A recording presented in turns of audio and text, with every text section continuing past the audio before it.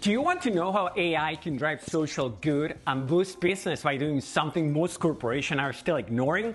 Today you're in luck because we're talking to Catherine Montgomery, who's the founder and CEO of Better Together, and she'll reveal how to use generative AI for social good, sharing actionable strategies to combat bias and promote inclusion, and last but not least, the million-dollar questions: why companies are not doing this despite the clear benefits. With over 15 years in public relations, Catherine knows what drives results and creates a lasting impact. Let's go ahead and let's do it. We got a great episode today. Thank you so much for joining today. I'm super happy that we get to have you in Creativity and Robots. So how would you briefly describe what you do and the mission behind Better Together?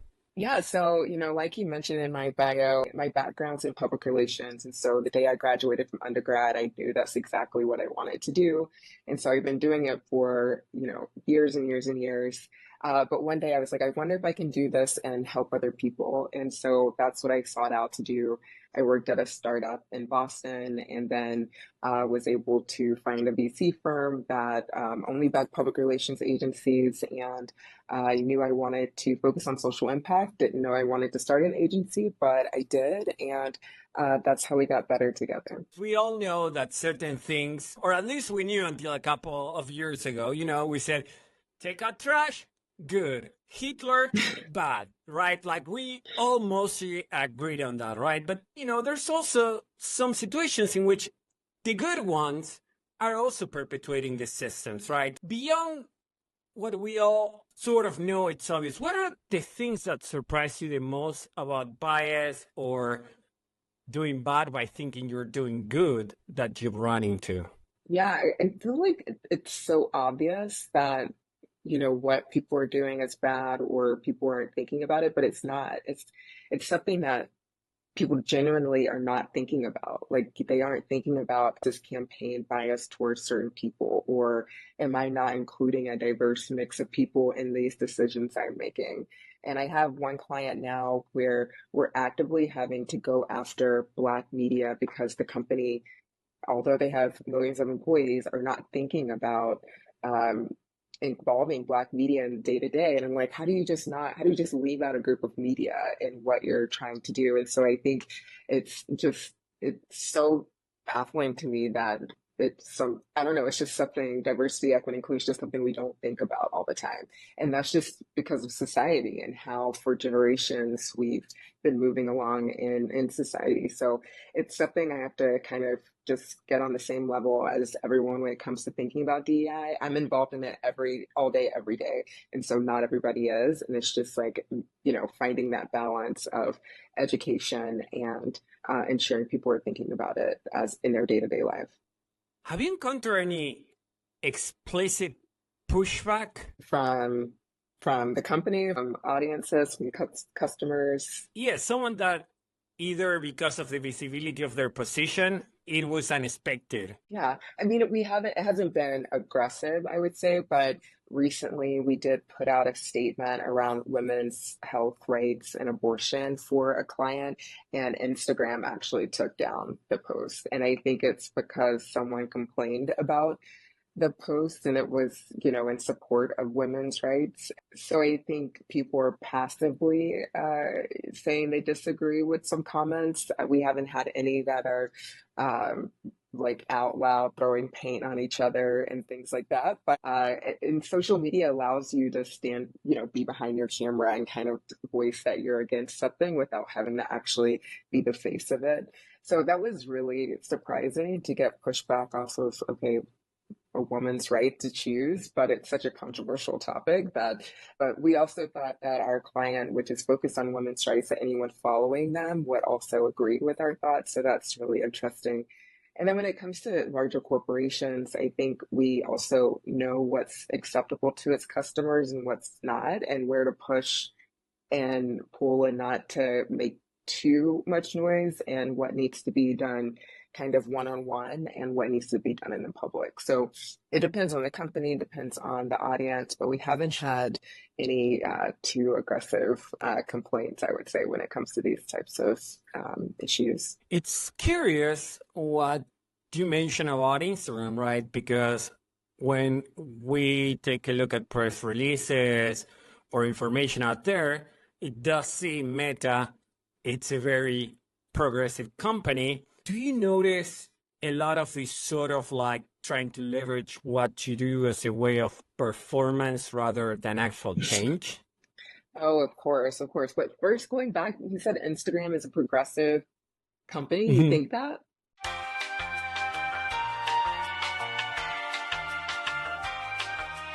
You think it is? No. Okay, okay. I was like, I I'm just being don't. dumb. Okay. I was like, I don't think I think that. But yes, so almost every company I feel like does that is performative. Everything they're doing when it comes to being inclusive, it's because they feel like they have to do it for their IPO or their standing in the stock market or, to sell more of XYZ product. And then when they have an audience where they don't want to seem that they care, they just don't talk about it. And I thought that, in 2020 with the, George Floyd being murdered, that it was really going to change like for long term, but it changed for like a year. And all these companies said, we're donating $1 million and we're going to do X, Y, and Z. And then last year, the Washington Post came out with an article that said, we don't know where that money went. We don't know if it actually did go to the Black community. But on the general public side, we never held them accountable. So we never held any of these companies accountable to saying, like you said, you're going to donate this money, and we haven't seen it, and our communities are in worse state than they were, when George Floyd was murdered. So, what are you going to do about it? And it's up to us too. It's not just these companies to hold them accountable. This isn't a check the box kind of thing where, we say we do something and it's all good and, everything's fine because things are not fine. And with AI coming about, it's just going to expand that gap and not close it. And unless we do something immediately. And I feel like I'm just saying the same thing over and over and over all the time, but it's so true. And we don't find that companies are really, really doing that. And we don't find that general public is pushing enough when it comes to these types of biases. So, what would you say are those blind spots that AI will amplify in data? And it all starts with who's inputting the data. And a lot of those people are white men because they have those jobs in technology where they're training the large language models, they're inputting the data, where are they getting that data from either their own experiences or what they're finding on the internet. Things on the internet are also biased or misinformation, and they're not responsible or ethical. And so again, like what we need is diversity in the workforce to ensure that it's not just one type of person inputting the data. So, am I getting a world view of whatever topic it is and not just one perspective? Like one time I put in, change this radio script so that it's for a Black audience. And is that going to come from, ChatGPT going to say, oh, I'm going to get this data from like a Black person who might live in a certain part of the world or the, United States, or I'm going to get this from a white man who what he thinks a Black person is going to say in a radio script. It obviously came from a white man who thought he knew what it was going to say, like, yo, man, we're about to get some grub. Like, who's actually talking that way? I do not know. You know what But I yeah, mean? it all comes down to who's inputting data. How are we training it? Are we using funds and resources to get accurate data? And then are we hiring the people who from or have disabilities, different races, sexes, classes, ages from around the world who can help input the data? And is there any way in which you can also leverage AI technology to fight back against this bias or to audit the data? What's the kind of work you're doing right now with the technology? Yeah, of course. I mean, I have fully embraced generative AI tools in general. I think that they can be extremely helpful doing work at a faster pace. It's just that you have to be aware of that what is being put out is not always accurate. And then bringing that to attention of different tech companies, making it aware on social media, bringing light to it. And that's what, my agency and I are trying to do when it comes to making companies aware of the biases in their technology and then working with them and saying, let's communicate to your audiences, to other tech companies, to social impact organizations about how we need to address it. And so it's using communications to also handle the biases in generative AI. And there's so much opportunity. There's for diverse people all over the world to use generative AI and AI in general to close the gap, whether it's financially, where people have access to banks, or food deserts where people don't have access to, to different grocery stores in certain areas. AI, I've seen so much good, but there is definitely like so much bad that is out there. And you can just tell from 2022 to 2024, when ChatGPT came out, like how those biases have been perpetrated across different classes and races and sexes of people, and not in a good way. One of the things that I saw you discuss online, that also was one of the first many folks noticed when using tools like Midjourney, Firefly, etc., is, for example, if you went and put, give me a group of lawyers, and this is literally comes from my own experience, right? Give me a group of lawyers, first, all white men. So I put, give me a group of diverse lawyers. So this time it includes a woman, but the way the woman figure was portrayed, the training data definitely was coming from comic books from the 90s, or something that wasn't as, like so accurate regarding what a real body looks like. So that was the first time that I was like, from my non-technical brain, I was like, So that's the first time you actually thought about, like, wow, that seems strange. It like, was so in my face that I couldn't ignore it, right? Yeah. Because Okay. again, Yeah. some of the things I learned when I moved to the US, I actually got to experience not being fully privileged for the first time. There's a lot of things that I was just blissfully living my life unaware of. Yeah.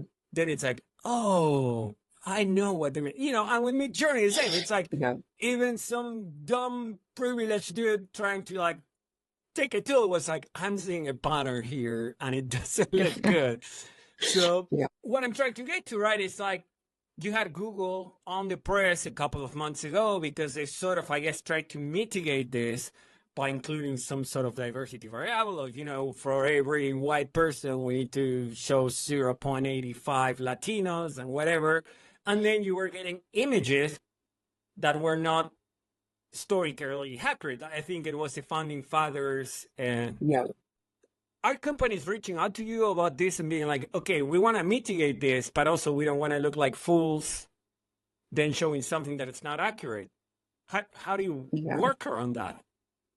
Yeah, I have one of our largest clients is proactively trying to mitigate biases in technology. And I have to say that it's not going to be a quick fix. I mean, tech is moving so fast that a lot of companies are not going to stop and say, wait, let's like try to eliminate biases, So it's like, how can we take future technology and make it forward inclusive, instead of just releasing the tech as fast as we can, but thinking about it now and saying, okay, like let's take a beat and let's build the right teams to make sure that they're diverse. And so they'll acknowledge or at least be aware that there are biases in certain tech. And we're never going to eliminate biases completely because we all have our own biases.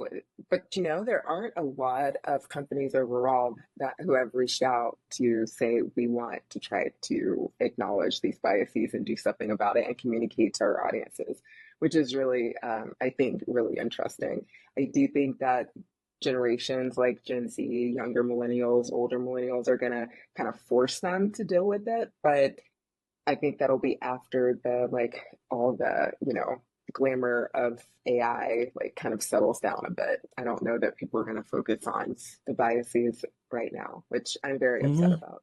I think it should definitely be something to address right now.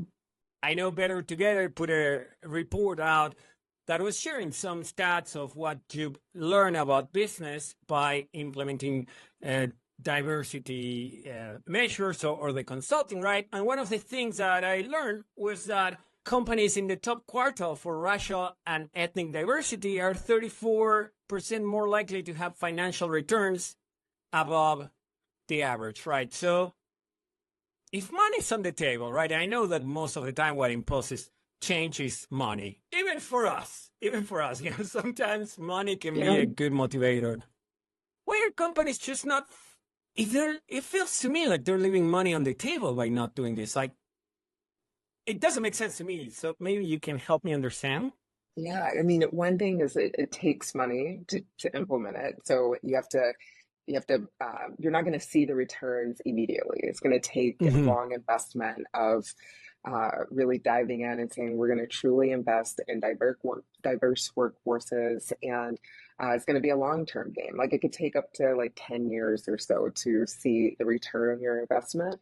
And a lot of companies and their investors and consumers are in the here and now of like I'm not thinking 10 years from now. I'm thinking like, how are you making me money right now? And so that's a hard element of it. I think it was a little bit easier 5 years ago or 4 years ago when you could say, well, we're hiring a DEI officer. We know it's going to take some time, but look what's happening in America. Like we have to, invest and do all these things. And now just 4 years later, we're saying like, we don't need that position anymore. So that's like who really needs to invest in. So, and then it's also a political game of, who's in charge, who's in the presidency, who's making those types of choices, and who's like determining what's important for companies. And, are they going to get real pushback from consumers or not? Are they just going to keep buying? I mean, why do something when you know you're just going to keep getting the same? People are just going to keep buying your product. So it takes people going above the here and now of, seeing, oh, we're not going to see the money now, but we will see the return later. I guess it's kind of like buying a house, maybe. I don't own a house, but I feel like people get a return on it eventually. And I wouldn't know, but I know my dad's gonna hate this part of the episode because he really wants to buy a house. But anyway, I think that you have to be really committed to it. And a lot of companies just really aren't in that place. But you can see the ones who, Patagonia's, the Ben and Jerry's, the Toms, who have said maybe that wasn't from the very beginning of our brand what we wanted to focus on, but we realized that if we do stick to this mission and do good in the world, like we will see a return on that investment. And, if they don't do it perfectly, they're willing to say, we didn't do this perfectly, but this is how we're going to course correct. And it takes a lot of confidence in your company, your brand to be able to do that. I want to expand on that because you talk about companies and brands, and again, one of the things you're saying is like this change won't be, overnight. This will take years of work. Companies, they always want to show every quarter that they're making money somehow. So I can see why don't agree, but I can understand how they said, you know, that's a problem for 10 years from now. Right now, I don't Yeah. care. I need to show they're making money. I want my house in the hills, so that's not going to be by itself. But I want to focus on everyday folks, right? Because it all seems very overwhelming. And a conversation I was just having one episode ago with Alexander Lees from Scenes from the Future, which is also an app leveraging AI to fight climate change, right? And one of the things he was talking about was how procrastination, in a way, is letting us get away with not doing anything. So, what would you say? And I'll challenge you to include AI tools if you can. But what are three like small actions that actually have impact that people can take today? You don't need like a CEO to prove anything. You don't need to buy servers, things that you can do today that are so easy, it's done, we're not doing them. Yeah, I think holding people accountable, like I mentioned, that is one that's very, very important. Just, if you don't agree with something, reaching out to the company, calling them out on social media, saying they need to correct it. I think this will can go a long way. People really do care about their image. I also, this is so simple, but sending in help complaints or reporting to the companies like ChatGPT if you do see something that isn't right or you think could be corrected. And also just talking every day about it, talking to your friends about it, talking about it at work, like making people just more aware that there are legit biases in this technology. Not that we shouldn't use it. We should definitely be using it because it's where the world is going. It already is there. But just Really? being aware of it. It's like all the misinformation that's out there about just general things in life. We need to be aware that there might be biases in some of the AI tools we're using. So the more we talk about it, the more we make people aware of it, the more that we can address it and hopefully change it for the future. And what is, of all these tools and technology, what is the one that you're like, this is the one that it's making me the most excited or hopeful that change might actually be possible? Because I'm assuming at the end of the day, you do believe change is possible if you're doing this for a living. Do I? No. You know, I do think it's possible, just a long way away. I don't believe there are any tools out there that are exceptionally doing well when it comes to addressing biases in AI technology. I think there are a lot of organizations out there that are trying to help with that, but right now I honestly cannot think of any. So I think that's really disappointing. But you know, we're still hopeful because it's only been what 2 years since ChatGPT came out. AI, of course, has been used for years and years and years, but yeah, this is the early stages, so it'll happen. Do you Right? see Yeah. Better Together getting involved in the development of an app that could help mitigate this gap? Would love to. I think it's more than it starts again with who's building it and where that information is coming from, because there's so many like brilliant people working at these companies. And like you said with Google Gemini, they were just like, we're gonna over index now. And so like that doesn't even make any sense. Like, so obviously they need some different people around the table who maybe aren't engineers to help them realize, hey, that's not the solution. Like, but maybe let's try something else. And so I would love to be a part of that solution and figuring out how we figure it out. And I also think guidelines for tech companies, like a baseline of all tech companies are going to do X, Y, and Z to try to mitigate biases. And so maybe that is, you have to have that type of diversity around the table when coming up with tech ideas. And so if we could do that, if we could go to the White House, make it part of, guidelines that the White House backs, that would be amazing. Catherine, let's help companies do better. Where do they find out more about your work, the work you're doing with Better Together? Yeah, so all of our information is on our website at thebettertogether.agency. All of our LinkedIn profiles, everything's right there.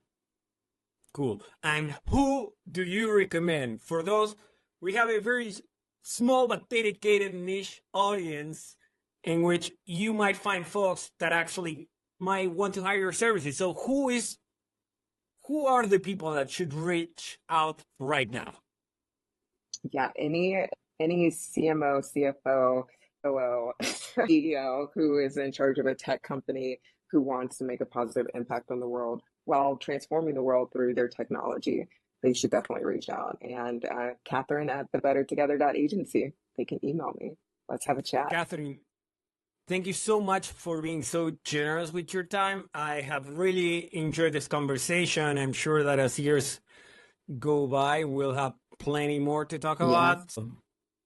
I'll keep your email on my database because I feel like this is not the last time we speak about. Also, like you published this report on diversity that's available for download on the Better Together website, right? Yes, of course. Yeah, a pop-up will come right up when you go to the website.